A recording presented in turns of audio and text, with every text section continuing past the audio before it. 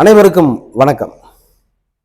தமிழ்நாட்டு அரசியலில் தவிர்க்க முடியாத ஒரு சக்தியாக திகழ்பவர் விடுதலை சிறுத்தைகள் கட்சியினுடைய தலைவர் முனைவர் திருமாவளவன் அவர்கள்.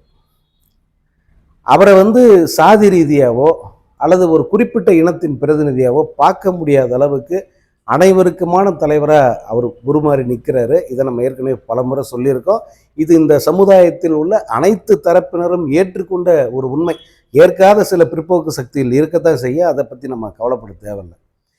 இவர் எந்த அணிக்கு போவார், இவரை எப்படி தங்கள் பக்கம் இழுக்கலாம், இப்படித்தான் பலருடைய சிந்தனை இருக்கு. அந்த அளவுக்கு அவர் அனைத்து தரப்பினரும் பாராட்டத்தக்க வகையில் அல்லது அனைவரும் ஏதோ ஒரு வகையில் அவர் நமக்கு தேவைன்ற ஒரு முக்கியத்துவத்தை உணர்த்துகிற ஒரு தலைவராக இன்னைக்கு உருமாறி நிற்கிறாரு. அதே போல அற்ப ஆதாயங்களுக்காக, ஒரு குறுகிய ஆதாயத்துக்காக ஒரு யார் கூடயும் போய் சேர்ற ஒரு குணம் கொண்டவர் அல்ல அண்ணன் திருமாவளவன் அவர்கள். காரணம், அவருடைய அரசியலின் ஆரம்ப நாளிலிருந்து ஒரு பத்திரிகையாளராக அவரை நான் தொடர்ந்து பின்தொடர்ந்துகிட்டு இருக்கேன். அவர் அமரர் ஜி.கே. மூப்பனார் அவருடைய வழிகாட்டுதலில் இந்த தேர்தல் அரசிற்கு வந்த காலத்திலிருந்து, காரணம் அதற்கு முன்பு தேர்தல் பாதை திருடர்களின் பாதைன்னு சொன்னவர் தான் திருமாவளவன் அவர்கள். விடுதலை சிறுத்தைகளுங்கிறது அந்த ஃபோர்ஸில் இருந்தது அப்போ. அதன் பிறகு இல்லைப்பா, தேர்தலுங்கிறதும் மாற்றத்தை ஏற்படுத்துகிற ஒரு ஜனநாயக பாதை தான், அதை புரிஞ்சுக்கிட்டு தயவு செஞ்சு வாங்க, இதுக்குள்ளே வாங்க அப்படின்னு அவரை கைப்பிடித்து அழைத்து வந்தவர் அமரர் ஜி.கே. மூப்பனார் அவர்கள். அவருடைய இன்னைக்கு வரைக்கும் திருமாவளவன் அவர்கள் அதை என்னைக்கே எந்த மேடையிலும் மறுத்ததே இல்லை, அதை சொல்ல தவறியதே இல்லை. அப்படி அவரை அவர்களை கைப்பிடித்து நம்ம இந்த அரசியலுக்கு, ஜனநாயக அரசியலுக்கு அழைத்து வந்தாங்க.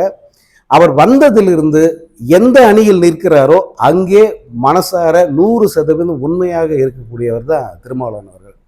ஒரு கொள்கைக்காக ஒரு கூட்டணியில் போய் நிற்கிறாருன்னா ஏதோ ஒரு வகையில் அவருக்கு கொள்கை ரீதியாக சமரசம் ஏற்பட்டால் அன்றி அவர் அந்த கூட்டணிக்கு போகிறதில்ல. இது கடந்த காலங்களில் அவர் சந்தித்த எல்லா தேர்தல்களிலும் நான் பார்த்த உண்மை.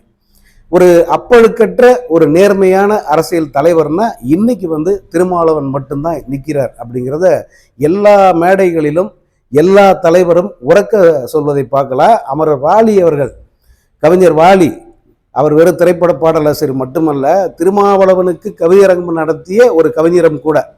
யாரு? கவிஞர் வாலி அவர்கள் திருமாவளவன் அவர்களுக்கு மிகப்பெரிய ஒரு கவியரங்கம் நடத்தி அந்த கவியரங்கில் அவர்களை இதுவரை எந்த ஒரு கவிஞரும் சொல்லாத அளவுக்கு வார்த்தைகளால் புகழ் மாலை சூட்டியவர் தான் கவிஞர் வாலி. அந்த அளவுக்கு ஒரு நேர்மையான தலைவராக தன்னை நிலைநிறுத்தி கொண்டவர் திருமாவளவன் அவர்கள்.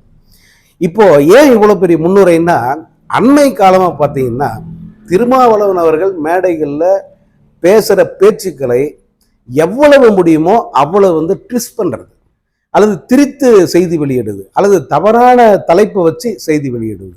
இப்போ குறிப்பாக பாருங்க, திமுகவை நம்பி விடுதலை சிறுத்தைகள் இல்லை. இப்போ இந்த தலைப்புக்கு என்ன அர்த்தம் தோணுது? இதை முதல்ல படித்த உடனே யாராக இருந்தாலும் என்ன தோணும்?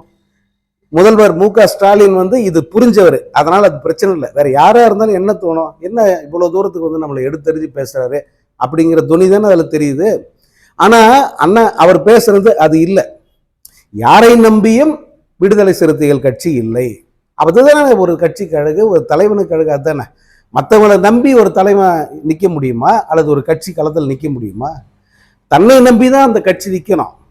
அந்த தலைமையை நம்பி மட்டும்தான் அந்த கட்சி இருக்கணும். தலைமை என்ன முடிவெடுக்குதோ அதுக்கேற்ற மாதிரி அந்த கட்சி நடக்கும். இதுதான் எப்பவுமே இந்த களத்தில் இருக்கிற, அரசியல் களத்தில் இருக்கிற யதார்த்தம். அதைத்தான் திருமாவளவன் அவர்கள் ஒவ்வொரு மேடையிலும் சொல்றார். இன்னொன்று, நான் அற்ப காரணங்களுக்காக, அற்ப சுயலாபத்துக்காக யாரிடமும் விலை போக மாட்டேன், யாரு கூட அதுக்காக நான் கூட்டணி வச்சுக்க மாட்டேன் அப்படிங்கிறத அவர் எல்லா இடத்துலையும் தெளிவாக சொல்றாரு. இந்த தேர்தலை பொறுத்தவரை, கடந்த தேர்தலில் திமுக கூட்டணி, அதுக்கு முந்தின தேர்தலில் திமுக கூட்டணி, இப்போ வரப்போற தேர்தலையே திமுக கூட்டணி தான் நான் நிற்கிறேன் அப்படின்னு உறுதியாக சொல்லிட்டார். இப்படி சொன்னவர் ஒவ்வொரு மேடையிலும் என்ன சொல்றாருன்னா, தனக்கு விரிக்கப்பட்ட வலை என்ன, தனக்கு பேசப்பட்ட பேரங்கள் என்ன, என்னென்ன ஆஃபர்லாம் கொடுத்தாங்க, அதையெல்லாம் நான் எப்படி மறுத்துட்டு இந்த கூட்டணியில் நிற்கிறேன், ஏன் நிற்கிறேன் அப்படிங்கிறத சொல்றார். இது சொல்வதற்கான காரணம் என்னன்னா, இந்த அணியை அது வலுப்படுத்தும். இவருடைய முக்கியத்துவம் என்னங்கிறது எல்லாருக்கும் புரிய வைக்கும். அதை சொல்வதுங்கிறது ஒரு தலைவரா அவருடைய உரிமை. அதை சொல்றதுல எந்த தவறும் கிடையாது. உடனே வந்து பேரத்துக்காக இப்படி சொல்றாரு, கூடுதலா சீட் கேட்டு இதை சொல்றாரு, அல்லது அரசியல் இடம் பிடிப்பதற்காக இப்பவே இப்படி எல்லாம் பேசுறாரு அப்படிங்கிற ஒரு ஒரு டிராப்பை வந்து அவரை சுத்தி வெட்ட ஆரம்பிக்கிறாங்க. உண்மையில அவர் வந்து கடந்த தேர்தலிலே கூட முரண்டு பிடித்து எனக்கு இவ்வளவு தொகுதி வேணும்னு நின்று இருந்தாருன்னா கூடுதலா இன்னும் ஓரிரு தொகுதியில் அவர் கிடைச்சிருக்கும். ஆனா அன்னைக்கும் திருமாவளவன் அவர் சொன்ன வார்த்தை என்ன தெரியுமா? எனக்கு இப்போ 1 சீட்டு 2 சீட்டு அதிகமாக கொடுக்கறதால எந்த பிரயோஜனமும் கிடையாது. என்னை பொறுத்த வரைக்கும் இங்க ஆட்சி மாற்றம் நிச்சயமா வேணும். இந்த ஆட்சி மாறணும், திமுக தலைமையில ஆட்சி அமையணும். அது ஒண்ணுதான் எங்க குறிக்கோள். எங்களுக்கு சீட்டு எண்ணிக்கைன்றது ஒரு பொருட்டே அல்ல. அது அவங்க இப்ப கொடுக்கறதே எங்களுக்கு ஓகே, நாங்க அதிலே நிக்கிறோம். மற்றபடி இந்த கூட்டணி ஆட்சி அமையணும், இந்த திமுக கூட்டணி ஆட்சிக்கு வரணும், ஏற்கனவே இருக்கிற அடிமை அரசு வந்து ஒழியணும் அப்படிங்கிறது தான் திருமாவளவன் முன் வச்ச ஒரு முழக்கம். அது முற்றிலும் வென்றது. அதன் பிறகு நாடாளுமன்ற தேர்தல், அதிலும் கூட 3 தொகுதிகளுக்கு வந்து அவர் அடம் பிடிச்சு நின்று இருக்க முடியும். ஆனா 2 தொகுதிகளை அவர் ஏத்துக்கிட்டாரு, தனி சின்னத்தில் நின்னாரு, ஜெயிச்சாங்க. அதற்கு காரணம் என்ன? இந்த பீடை அரசு ஒழியணும், இந்த மோடிங்கிற பீடை வந்து மத்தியிலிருந்து அகன்று போகணும், இங்க காங்கிரஸ் தலைமையில ஒரு ஆட்சி அமைஞ்சு தமிழ்நாடு நினைக்கிற அந்த அவங்க கேட்கிற கோரிக்கைகள் அத்தனை நிறைவேறணும் அப்படிங்கிற நோக்கத்துல தான் கூட்டணியை வலிமைப்படுத்த வேற எந்த ஆஃபர் வந்தாலும் அதை ஏத்துக்காம அந்த கொண்ட கொள்கையில உறுதியா நின்னார் அவரு. அதே மாதிரி தமிழ்நாட்டை பொறுத்த வரைக்கும் அந்த நோக்கம் நிறைவேறினாலும் அந்த மத்தியில வந்து அது நடக்காம போயிடுச்சு. இப்ப அடுத்து மீண்டும் தேர்தல் வருது. இந்த தேர்தலில் திமுக கூட்டணிங்கிறது இப்போ வரைக்கும் வலுவா இருக்கு. ஒரே ஒரு கட்சி, அது வந்து வேல்முருகன் கட்சி, அது மட்டும்தான் ஊசலாட்டத்தில் இருக்குது. தவிர மற்ற அத்தனை கட்சிகளும் திமுக அணியில் உறுதியாக நிற்கிறாங்க. குறிப்பா திருமாவளவன் அவர்கள் இவரை வந்து கலைக்கணும், இங்கிருந்து எப்படியாவது திமுக கூட்டணியிலிருந்து அவர் எப்படியாவது நீக்கிறணும், தங்கள் பக்கம் இழுக்கணும், அல்லது இதுல நீக்கிறணும். இதுல வந்து உறுதியா நிற்கிறாங்க எதிரில் நிற்கிற சில கட்சிகளும், அவர்களுக்கு துணை போகிற விலை போன சில ஊடகங்களும். அதுல இவங்களுடைய அந்த தலைப்பு செய்திகளே பார்த்தீங்கன்னா திருமாவளவனை வந்து ஏதோ ரொம்ப கேவலமா பதவிக்காக தனிப்பட்ட லாபத்துக்காக கூப்பிடுறவங்க கிட்ட எல்லாம் ஓடிடுற ஒரு மாதிரி சித்தரிச்சு தான் அவங்க தலைப்பு வெளியிடுவாங்க. வேற யாரை பத்தியாவது இப்படியெல்லாம் அவங்களால எழுத முடியுமா? உண்மையில இந்த அற்ப காரணங்களுக்காக அரசியல் பண்றவங்க யாரு? திருமாவளவனை பண்றாரு. பாட்டாளி மக்கள் கட்சி எழுத வேண்டியது தானே. அவங்க கட்சிக்குள்ள எவ்வளவு பெரிய குடும்ப சண்டை நடந்துகிட்டு இருக்கு, அது கட்சியா குடும்பமா என்னன்னு யாராவது சொல்ல முடியுமா? இதை பத்தி எவனாவது வந்து தெளிவா யாராவது பேசுறாங்களா? இந்த மாதிரி தலைப்பு வந்து அன்புமணி ராமதாஸுக்கு எவனாவது எழுதுறானா? அல்லது வேற எந்த கட்சி வேணா எடுத்துக்கங்களா? எவ்வளவு கேவலமான உட்கட்சி சண்டை நடக்குது, தனிப்பட்ட பதவிகளுக்காக எவ்வளவு பெரிய சண்டை நடந்துகிட்டு இருக்கு, அதையெல்லாம் யாரும் எழுதுறதே இல்லை. ஆனா இந்த சமூக நலனை மட்டுமே முன்னிறுத்தி தான் ஒவ்வொரு கூட்டத்திலும் திருமாவளவன் பேசுறாரு. நான் ஏன் இந்த ஸ்டாண்ட் எடுத்திருக்கேன்னா, எனக்கு இந்த நிலைப்பாடு, இந்த இந்த தமிழ்நாட்டு மக்களுக்கு இதெல்லாம் நடக்கணும், இவங்க இருந்தா தான் அது நடக்கும், அதனால நான் அவங்க கூட நிக்கிறேன், அப்படிதான் ஒவ்வொரு இடத்துலையும் சொல்றாரு. ஆனா அதை திரித்து எவ்வளவு முடியுமோ அவ்வளவு விஷமத்தனமான கருத்துக்களை உள்ள வச்சுதான் வந்து இவங்க தலைப்புகளை வெளியிடுறாங்க, செய்திகளை பேசுறாங்க, திருச்சி பேசுறாங்க. அது திருமாவளவனை வந்து சிறுமைப்படுத்துறது. நீங்க முன்னே பார்த்திருப்பீங்க, திருமாவளவனை வந்து கை நீட்டி அவர் பேசுறாரு. கை நீட்டாத அப்படிங்கிறான் ஒரு பத்திரிகைக்காரன், ஒரு ரிப்போர்ட்டர் கை நீட்டாதன்றான். அதனுடைய அர்த்தம் என்னென்ன? வேற எவ்வளவு தலைவர்கள் அந்த மாதிரி பேசுறாங்க.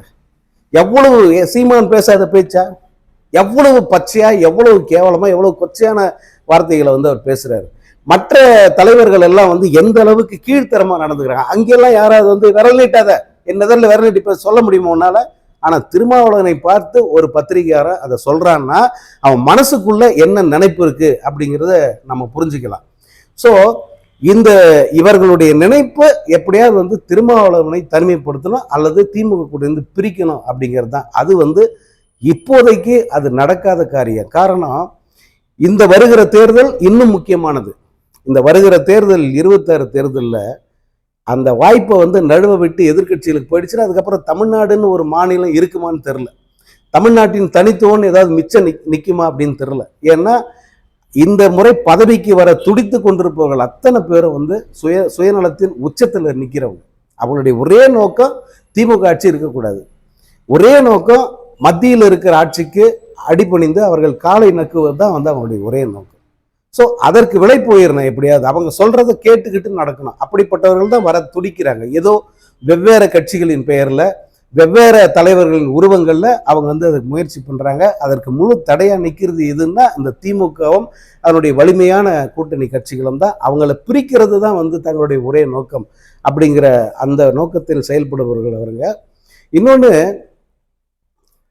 திருமா அவர்களை ஏன் இந்த ஒவ்வொரு கட்சியும் துணை முதல்வர் பதவி தரேன் அல்லது அரசாங்கத்தில் பதவி தரேன், அதிக வாய்ப்பு தரேன் அப்படின்னு கூப்பிடுறாங்கன்னா, இப்படி கூப்பிட்ட உடனே இவங்க வந்துடுவாங்க. ஏன்னா அவங்க பாட்டாளி மக்கள் கட்சியை பார்த்துட்டாங்க அல்லது தேமுதிக பார்த்துட்டாங்க.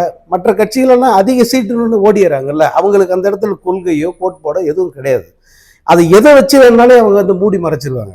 இப்போ சொல்றாங்க பாருங்க, பாஜகவுக்கும் எங்களுக்கும் தேர்தலில் தான் கூட்டணி, ஆனால் கொள்கையில கூட்டணி இல்லை. நாங்கள் 2 பேரும் கொள்கையில் அப்படி குன்றுகளை நிற்கிறோம் அப்படின்னு சொல்றாங்கல்ல அதிமுக பாஜகவும். அந்த மாதிரி என்ன வேணா சொல்லி பூசி மழுப்பிடுவாங்க. ஆனால் திருமாவளவனை பொறுத்த வரைக்கும் அது கிடையாது. எந்த காரணத்தை கொண்டும் அவர் தன்னுடைய சுயலாபத்தை முன் வச்சதே கிடையாது. அதற்கு ஒரு காரணத்தை அவர் கற்பிச்சதும் கிடையாது.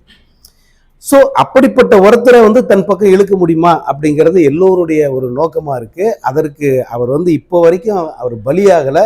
அதனுடைய விளைவு தான் அவருடைய இமேஜ், அவருடைய அந்த நல்ல பிம்பம் இருக்கு பாருங்க. இந்த பிம்பத்தை சிதைப்பதற்கான வேலையை தொடர்ச்சியாக எதிர்கட்சிகள் செலவும் அவர்களுக்கு துணை போகிற சில மீடியாக்களும் தொடர்ந்து செஞ்சுக்கிட்டு இருக்காங்க. தயவு செய்து மக்கள் அதை புரிஞ்சுக்கணும்.